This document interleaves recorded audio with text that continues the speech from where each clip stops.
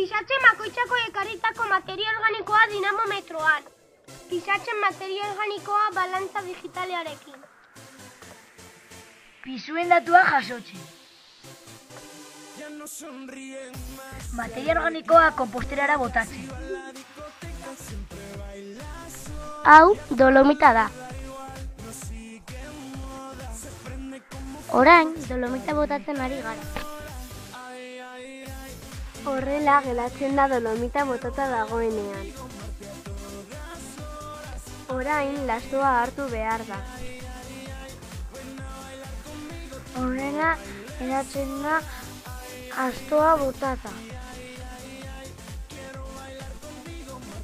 Konposta botatzen ari gara.